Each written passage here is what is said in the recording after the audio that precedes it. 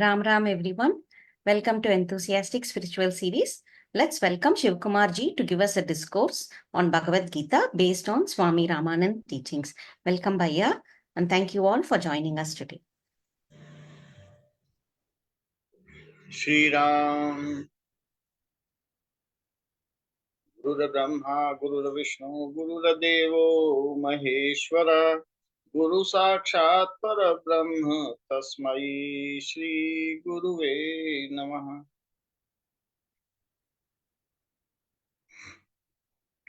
Ram Ram to you all joining this session.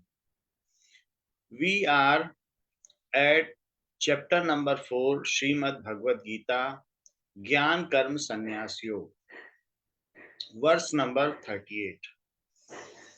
नहि ज्ञानेन सदृशं पवित्रमिह विद्यते तत्स्वयं योग संसिद्धः कालेनात्मनि विन्दति.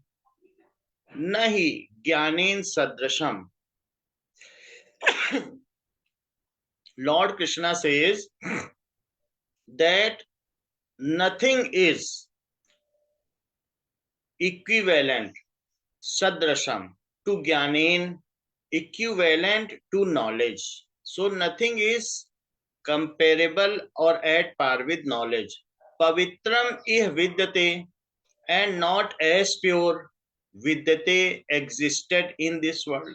So nothing exists as pure as knowledge in this world. Tat swayam yog sansiddha kalen atmani vindati. That swayam, anybody who is practicing spiritualism, tat swayam yog sansiddha, the person who practices spiritualism becomes yog sansiddha, ultimately attains perfection. Yog sansiddha attains perfection. Kalen atmani vindati, with the passing of time, with the period of time, that person attains perfection. Atmani vindati, and within the heart he find that nothing in this world is as pure as knowledge. So the person who is practicing spiritualism, जो व्यक्ति अध्यात्म के मार्ग में प्रयासरत है, वो समय आने पर योग से परिपूर्ण हो जाता है, वो स्वयं में पूर्ण हो जाता है और स्वयं ही ये जान जाता है कि ज्ञान के समान पवित्र इस संसार में और कुछ नहीं है. नहीं ज्ञानेन सदृशम पवित्रम इह विद्यते तत्स्वयं योग संसिद्ध कालेन आत्मनि विन्दति.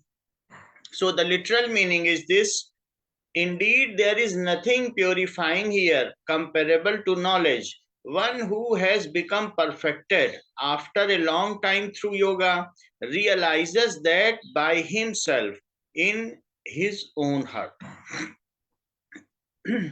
Knowledge has the power to purify, elevate, liberate and unite a person with God. So it is not the literal knowledge or not the theoretical knowledge. However, if theoretical knowledge is practiced along with faith, then we may attain this inner sense knowledge. यदि हम किताबी ज्ञान को या हमारे वेदों के लिखे ज्ञान को श्रद्धा के साथ उसका पालन करते हैं तो हमें आत्मिक ज्ञान भी हो जाता है. So knowledge has the power to purify, elevate, liberate and unite a person with God. It is the supremely sublime and pure. So it is matchless and of high degree. Supremely sublime. Now, but a distinction need to be made between two kinds of knowledge. One is theoretical knowledge and other is practical realization. Practical realization is precious. There is one kind of knowledge that is acquired by reading and the scriptures and hearing from Guru. So there are three kinds of meditators also. One who knows the scriptures and has faith on it, that is जो जानता है वेदों को और उन पर विश्वास रखता है, that is first kind of supreme kind. The next one, who knows but do not have faith on it, who has read everything but it is not, it is for only bucks of money, practices it, chants, and but has no faith. The third category, who does not know, it is the lowest category and also has no faith. So there is no chance in recent future that he may go through these scriptures. So there are three categories. So the superior one is who knows the scriptures and has faith on it. So ultimately that persons with passing of time attains the knowledge of self-realization. Now, this theoretical information is insufficient by itself. It is just as someone has read a cookbook and ultimately goes to kitchen, but it cannot satiate its the hungerness. In the similar manner, theoretical knowledge cannot do much. We have to have faith and inculcate in ourselves and practice with patience so that we can get the inner knowledge. हमको यदि वेदों का ज्ञान है या हमारे गुरु ने जो हमें बताया है उसका ज्ञान है, तो हमें उस पर श्रद्धा रखनी है. श्रद्धावान लभते ज्ञानम. और धीरे धीरे समय आने पर वो श्रद्धा फलित हो जाती है. जो गुरु का आदेश है, जो गुरु की वाणी है, जो गुरु की पुस्तकें हैं, उनको पढ़ने पर और गुरु में श्रद्धा रखने पर वो फलित हो जाती है और हमें आत्मज्ञान की अनुभूति दे देती है. So that is similarly one may acquire theoretical knowledge on the topic of soul, God, Maya, Karma, Gyan. There are abundance scriptures on everything, so we can get knowledge.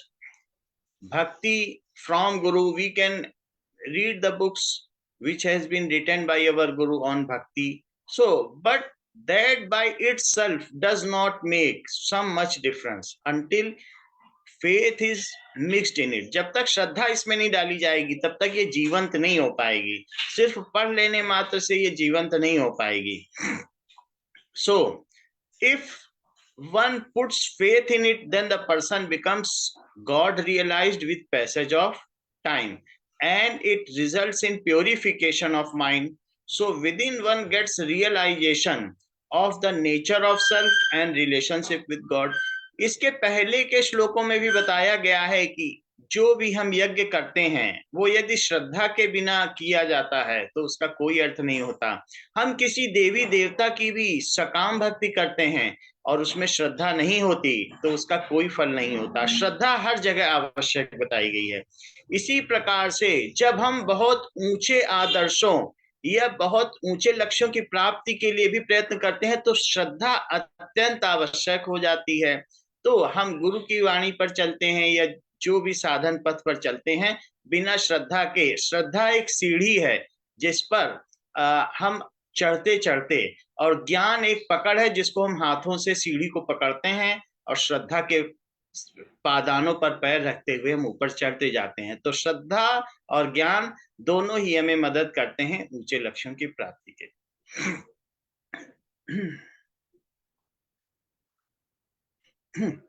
Now the verse 4.39, श्रद्धावान लभते ज्ञानम तत्परः संयतेन्द्रियः ज्ञानम लब्ध्वा परम शांतिम अचिरेणाधिगच्छति. श्रद्धावान लभते ज्ञानम. The person who has faith, the faithful person, ultimately achieves divine knowledge. So faithful person attains divine knowledge. Shraddhavan labhate jnanam tatpara. That person should be tatpar, devoted, disciplined, sanyatendriya, having control on senses. The person who is not seeing here and there, attracted to worldly things, that is the amenities, it is sanyatendriya. Patiently it is devoted to God. जो व्यक्ति संयमित इंद्रियों वाला है और तत्पर है, अनुशासित है, ऐसा श्रद्धावान व्यक्ति ज्ञान को प्राप्त कर लेता है. आत्मिक ज्ञान को प्राप्त कर लेता है। ज्ञानम लब्ध्वा पराम शांतिम, and after achieving that divine knowledge the supreme peace comes, param shantin. Jnanam labdhva, after attaining, labdhva, attaining, after attaining, that is the inner knowledge, that person attains supreme peace. Achirenadhi gakshati, as soon as it attains the supreme peace, it attains as soon as, both things happen simultaneously. जैसे ही श्रद्धावान को ज्ञान प्राप्त होता है और ज्ञान प्राप्त होते ही वह परम शांति को तुरंत प्राप्त हो जाता है। अचिरेण अधिगच्छति, अचिरेण means as soon as the knowledge is attained, as soon as the supreme peace comes, जैसे ही उसे ज्ञान मिलता है तुरंत ही उसको परम शांति मिल जाती है, देर नहीं लगती। The literal meaning of this is the man who has faith is diligent, it is not failing, not disappointed, जो हारता नहीं है, जो मन में हताश नहीं होता है, ऐसा आध्यात्मिक व्यक्ति, आध्यात्मिक पथ पर चलने वाला साधक हताश नहीं होना है, क्योंकि ये लंबा पथ है। So the person who is diligent and has control over the organs, so that person attains knowledge. Achieving knowledge soon attains supreme peace. Lord Krishna now introduces the concept of faith in the control in the context of knowledge. Not all spiritual truths are immediately perceptible. Even many of the things of the world, these are not perceptible. There are various physical laws. So Newton has written, Einstein has explained it. By going through, we can understand better how the rainbows are formed, इंद्रधनुष कैसे बनता है, प्राकृतिक चीजें कैसे होती हैं, धूमकेतु कैसे गिरता है, how these things are going on around us. These all physical phenomena, it is explained in various books of greater volumes. So the spiritual knowledge is something more higher knowledge, so it is not perceptible, but we should have faith on God and the scriptures written by Lord Krishna.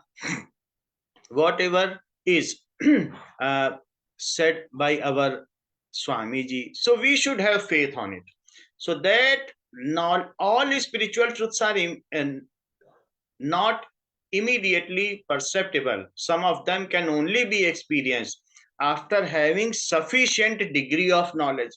ये हम तब थोड़ा थोड़ा समझ पाएंगे, जबकि थोड़ा हमारे अंदर आत्मिक ज्ञान बढ़ता जाएगा तो थोड़ी थोड़ी समझ भी विकसित होती चली जाएगी। Like in the similar manner, if somebody is saying that there is Mansarovar on Kailash Parvat, so Kailash mountain there is Mansarovar, but at the bottom of height, at the valley, we cannot perceive this. How the Mansarovar can be, a big lake can be in the Kailash Parvat. But when we go to higher height, then we clearly see, yes, here there is a Mansarovar. Kailash Parvat पर तो एक बहुत अच्छा शुद्ध पानी का स्रोत है, मानसरोवर है। तो जैसे जैसे हम ज्ञान की ऊंचाइयों पर पहुंचते हैं, वो चीजें हमको और क्लियर होती चली जाती हैं, स्पष्ट होती चली जाती हैं। और श्रद्धा से और गुरु के जो वचन है पढ़ने से भी होगा, श्रद्धा मात्र रखने से नहीं होगा। जो गुरु की पुस्तकें हैं, जब उनको पढ़ेंगे और उन पर श्रद्धा रखेंगे, तभी हम उनको बरत पाएंगे, उन पर चल पाएंगे। वे चीजें हमें याद होंगी, समय आने पर वे काम आएंगी। सिर्फ श्रद्धा रखने से नहीं होगा। जब गुरु ने जैसा जैसा बताया है, तो गुरु की पुस्तकें सजीव गुरु ही हैं, उनमें उनकी शक्ति निहित है, तो हमें उन्हें पढ़ना होगा। और पढ़ने से वे हमारे समय पर जो दिन प्रतिदिन होने वाली परिस्थितियां हैं, उनमें वे काम आएंगी, क्योंकि हम उन पर श्रद्धा रखते हैं। और हम देखेंगे कि उस कसौटी पर हम कितने खरे उतर पाते हैं। हमेशा ये याद रखना पड़ेगा, हम एक साधक हैं, एक कक्षा के विद्यार्थी हैं, और विद्यार्थी के लिए तो जीवन तपस्या होती है। काक चेष्टा, वको ध्यानम, अल्पाहारी, श्वान निद्रा, सो ऐसी चीजें होती हैं। उसका ध्यान किस चीज पर होता है? अपने अध्यात्म में, काक चेष्टा। तो इस तरीके से चेष्टा, प्रयास करता रहता है कौवे की तरह। वको ध्यानम, उसका ध्यान इस चीज पर है कि इस परिस्थिति में हमने कितना अंक पाया। बहुत अधिक ग्रह त्यागी भी कहा गया है कि आपने फलों का त्याग कर दें। तो इस तरीके से अल्पाहारी, बहुत खा पी के सोने वाला नहीं होता है, उसकी निद्रा भी संयमित होती है। और श्वान निद्रा, अधिक सोता भी नहीं है, वो इस बात का भी ध्यान रखता है कि साधना में, ध्यान में हम समय पर बैठ पाते हैं। वैसे ही हम यहाँ विद्यार्थी हैं। This is the school of evolution and that is the master of evolution. We are the privileged student who has got admission as a superior student, because we are human at the higher level of evolution. So we have got the privileged admission in this school.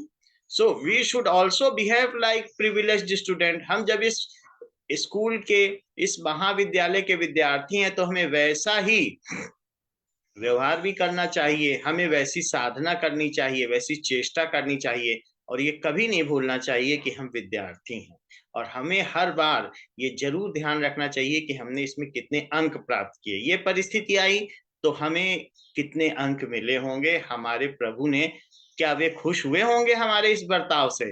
तो हमें उनकी चापलूसी में कोई कमी नहीं छोड़नी है। ये ध्यान रखना है कि हम एक अच्छे चापलूस कैसे बने। So we have not to flatter the worldly persons. We have not to try to please the worldly persons. We have to have our single aim of evolution, and we should behave like this. Now, if we only accept that we can presently verify or comprehend, we will be bereft of the higher spiritual secret. If we go through the physical laws, then we will be bereft, we will be deprived of the spiritual knowledge, superior knowledge. So faith helps us to accept what we cannot understand as present. ये कहा गया है कि अणो रणीयान महतो महीयान, वो अणु से भी छोटा है, छोटे से भी छोटा है, और बड़े से भी बड़ा है। ये बात समझी नहीं जा सकती। However, with faith and constantly working for that, we can understand after a lapse of time.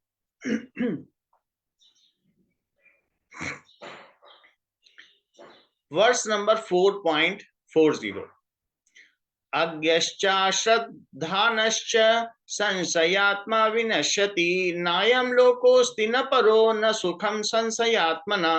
अज्ञः च अश्रद्धानः च, the person who is ajñah, the person who does not know the scriptures, spiritual scriptures, who does not know Ved, who does not know Gita, who does not know Ramayana, who has never read the books of Swamiji or the Guru, whoever Guru is of that person. So that person, उस व्यक्ति ने जिसने कभी गीता, वेद, पुराण कुछ न पढ़ा हो, गुरु की लिखी पुस्तकें न पढ़ी हो, गुरु की वाणी न सुनी हो, सत्संग न गया हो, द पर्सन हु इज अज्ञः, अज्ञः च अश्रद्धानः च and also has no faith on it, वो तीसरी कोटि का भक्त है। पहली कोटि जो जानता है और श्रद्धा रखता है, दूसरा जो जानता है पर श्रद्धा नहीं रखता, और तीसरी कोटि है जो न जानता है न श्रद्धा रखता है। तो तीसरी कोटि के बारे में भगवान कहते हैं द पर्सन हु इज अज्ञः, that is ignorant, and also ashraddhanah, who has no faith, without faith. Sanshayatma, that person who is skeptical, that means sanshayatma, having doubt in mind. Vinashyati, that person ultimately perishes, that person falls down. Na ayam loko asti na paro, this world is not for that. Also that world is also, the heaven is not for the next higher abode world. Whatever is the higher abode world, that world is also not made for that. Who is having doubt? जिस व्यक्ति में संशय है वो न इस लोक में सुख पा सकता है, न किसी इससे ऊंचे लोक में सुख पाता है।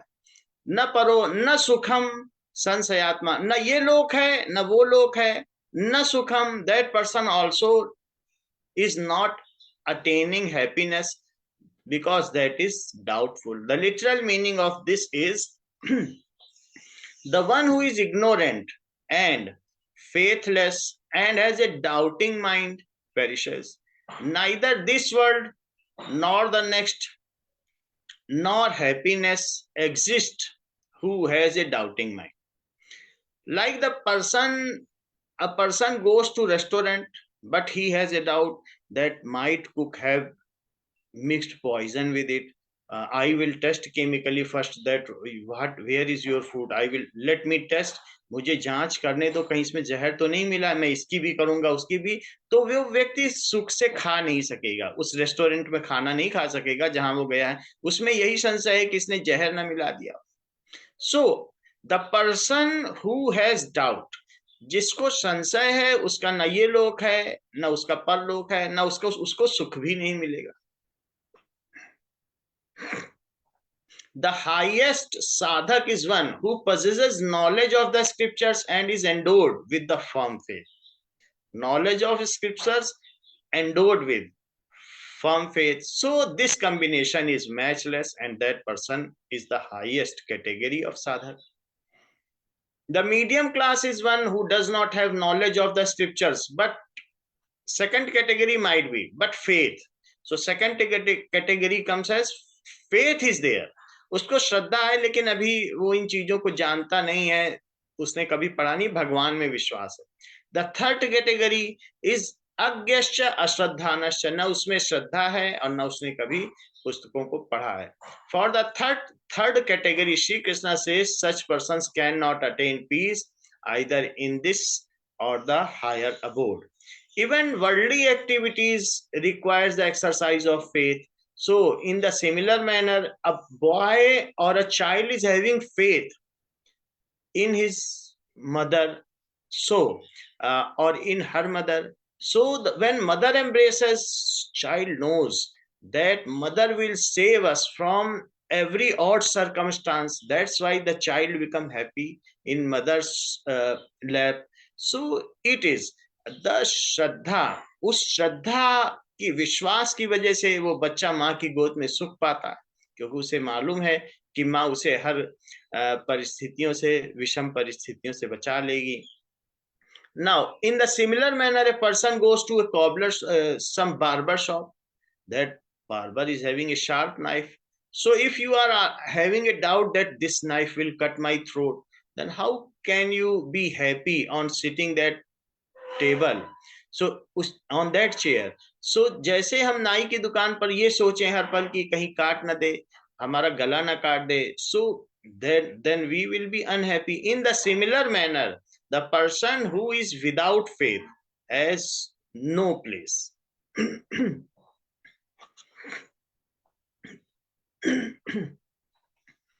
Verse 4.41.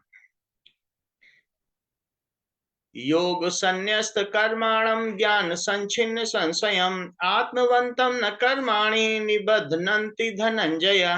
योग संन्यस्त कर्माणं, that is those who renounce ritualistic karma.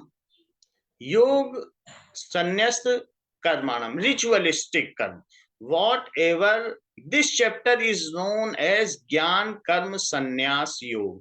That means who has knowledge have authority that they may renounce the ritualistic कर्म. So वे प्राकृत कर्मों का त्याग कर सकते हैं. नित्य कर्म तो करना है, but whatever is the duty towards this society for this world, that work may be renounced by those. तो वे व्यक्ति जो ज्ञानी हैं वे प्राकृत कर्मों का त्याग कर सकते हैं, रिचुअलिस्टिक कर्म. They may renounce the ritualistic कर्म. ज्ञान संचिन्न संशयम, because there by knowledge they have dispelled all kinds of doubts. So they have knowledge and they have faith. So all doubts, by the passage of time, they have the inner consciousness, the inner knowledge, and ultimately all doubts are scattered. So they have Sanchinna Sansayam. Sanchinna Asansayam, all kinds of doubt had been cut, or that is aparted, cut apart, or it is scattered by their light of knowledge. Atmavantam, they are residing in self. Nakarmani nibadhnanti dhananjaya. Dhananjaya, oh, the warrior, the conqueror of Dhan, the conqueror of Dhananjaya, the conqueror of wealth. So, Arjun was the conqueror of wealth. So, that it is addressed to Arjun. So, Nibadhnanti Dhananjaya Atmavantam na Karmani. These are residing in self, and for those person, the Karmani will not Nibadhnanti, work will not bind them. The literal meaning, let us come to literal meaning. O Dhananjay, actions do not bind one who has renounced action through yoga. जिन लोगों ने योग के द्वारा, ज्ञान कर्म संन्यास योग के द्वारा, जो ज्ञानी हैं, उन्होंने कर्म का त्याग कर दिया है, प्राकृत कर्मों का या जो संसार के प्रति कर्म है उनका त्याग कर दिया, नित्य कर्मों को तो करना है। जिन्होंने प्राकृत कर्मों का त्याग कर दिया है, यदि वे कर्म करते भी हैं तो उन्हें कर्म बांधता नहीं है, क्योंकि उनमें ज्ञान आ गया है। ओ Dhananjay, actions do not bind one who has renounced action through yoga, whose doubt has been fully dispelled by knowledge, and who is not inadvertent. So the person who is knowledgeable, जिसको ज्ञान प्राप्त हो गया है, यदि वे ज्ञानी पुरुष कर्म करते भी हैं तो उन्हें कर्म नहीं बांधता। Now,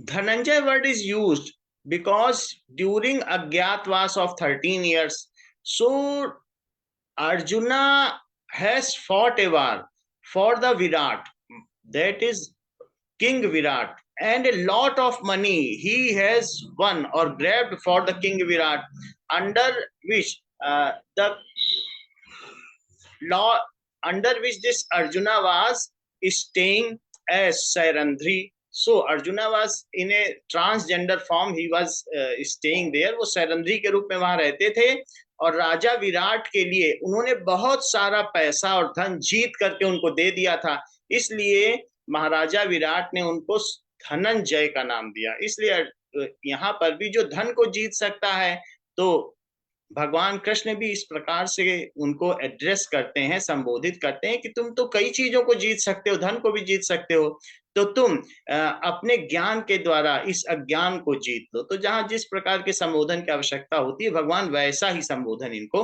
करते हैं। So here it has been said that karma is actions involved in the prescribed rituals and duties. There are two things, one is sannyas and other is tyag. Sannyas means if somebody is renouncing the work, जो कर्मों का करे, कर्मों को ही छोड़ दे तो संन्यास है। त्याग किस चीज का है? That is कर्मों के फल का त्याग। So that is if we do work for the God, if we do work for the God, then it is tyag. So it means it is done to unite with God.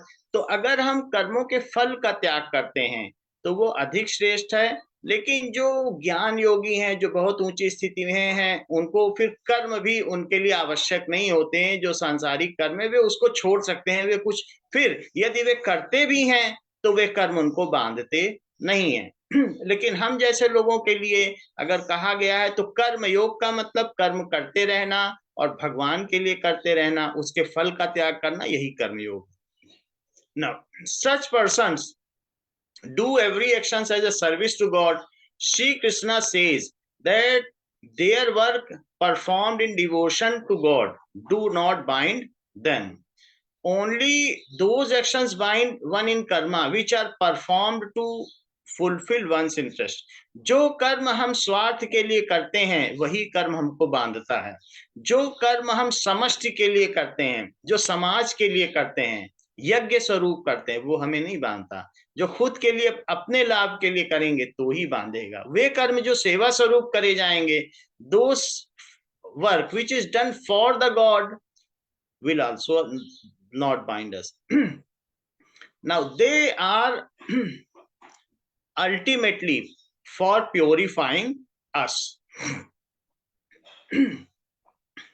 So the saint remains unfettered from the bond of karma because they do everything for the God.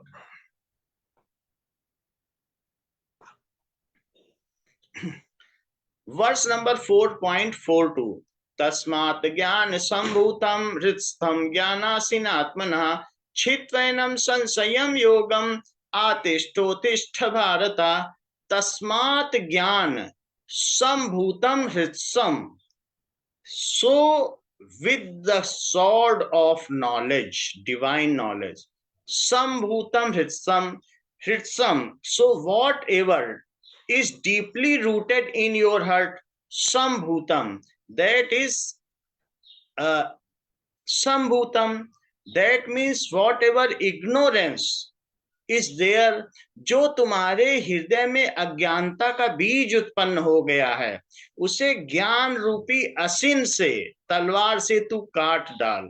So तस्मात् ज्ञान sambhutam, so with the knowledge, you whatever is sambhutam, situated ignorance, hridस्थam, in your heart, that you should chitvainam sansayam, that you should scatter it, that you should chitvainam, cut apart, उसे तू काट डाल, छिन्न भिन्न कर डाल.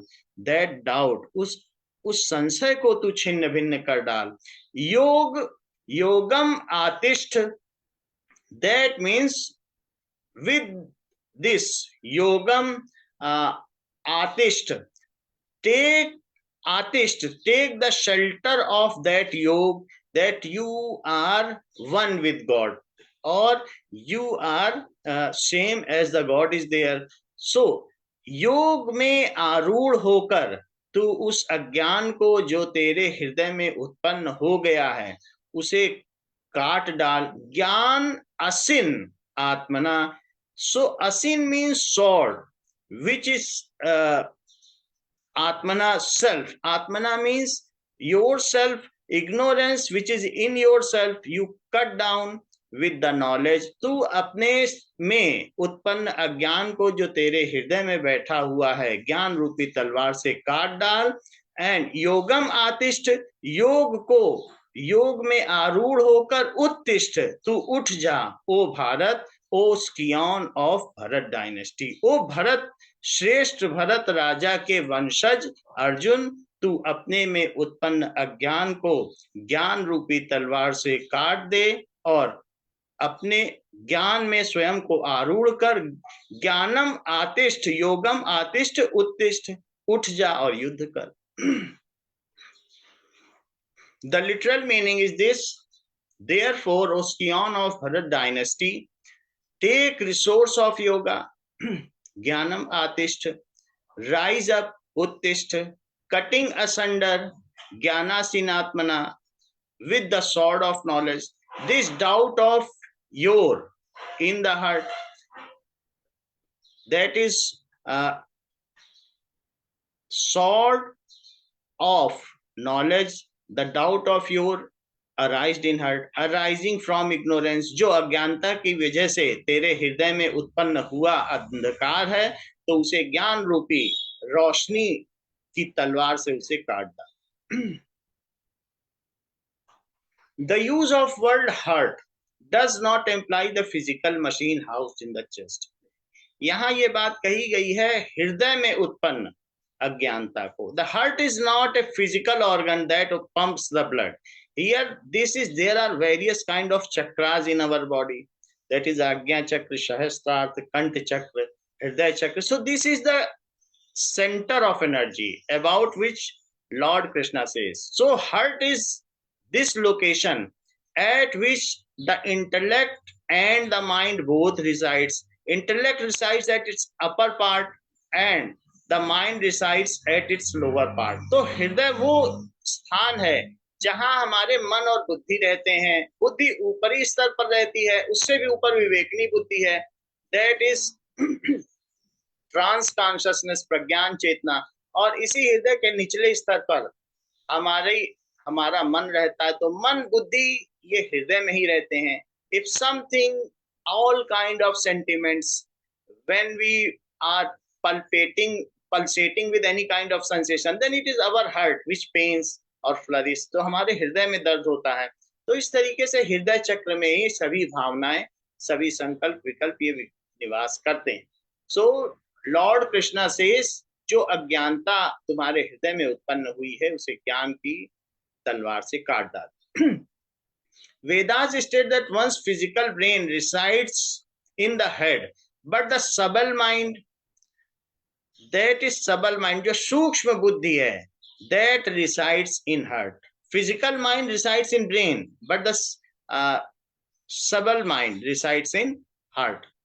So the source of compassion, love, sympathy, good emotions, it is all resides in heart. So when Shri Krishna mentions doubts that have arisen in heart, that he means doubt that has arisen due to attachment, मोह की वजह से जो तेरे में अंधकार हुआ है, it is also in heart, which is the subtle machine that resides in the region of heart. So near about it is the same region where this machine heart is there, and also the hridaya chakra is there.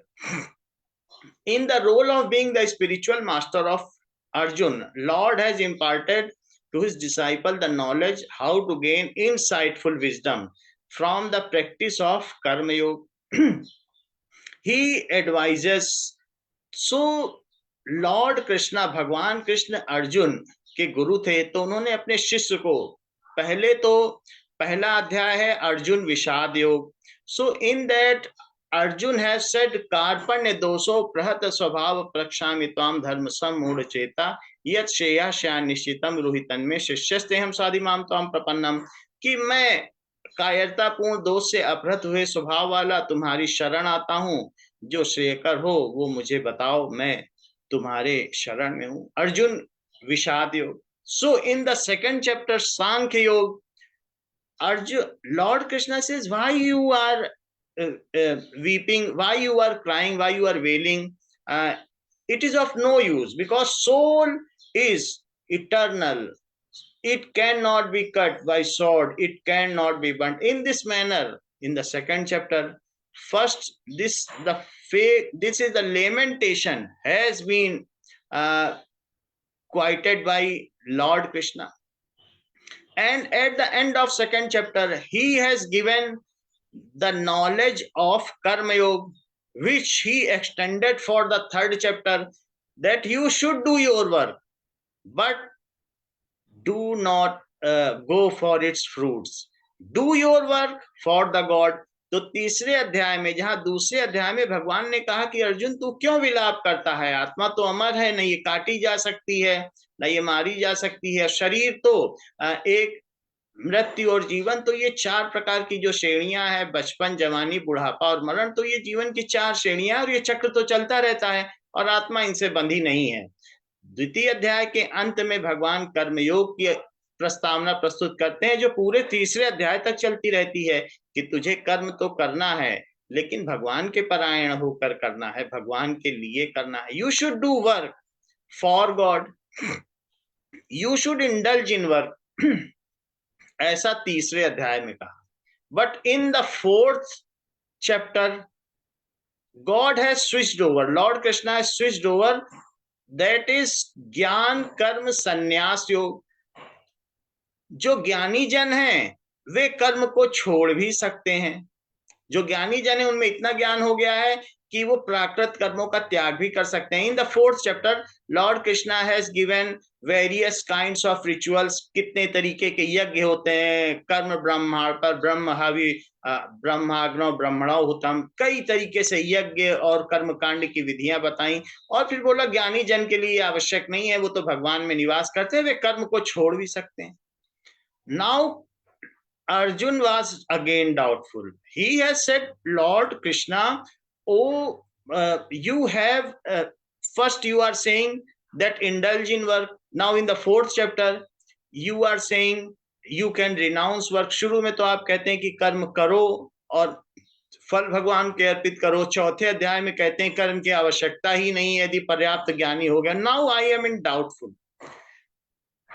Arjun ने गीता में 16 प्रश्न पूछे हैं. अब वो 5वां प्रश्न पूछने जा रहे हैं. ये इस चैप्टर का अंत होता है और 5वें अध्याय के पहले श्लोक में वे अब 5वां प्रश्न करेंगे कि आप कभी तो कर्म करने को कहते हो 3रे अध्याय में और 4थे अध्याय में कहते हो कि कर्म छोड़ा भी जा सकता है. Now I am in fixed situation.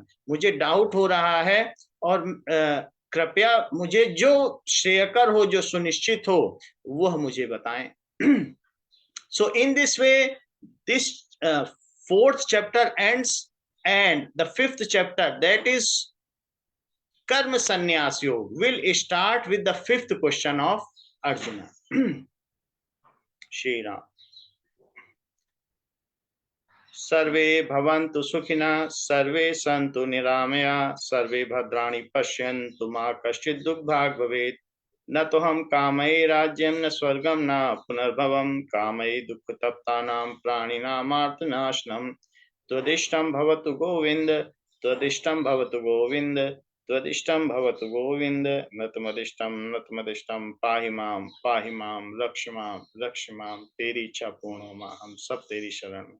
अपने चरणों की भक्ति दो मां. श्री राम.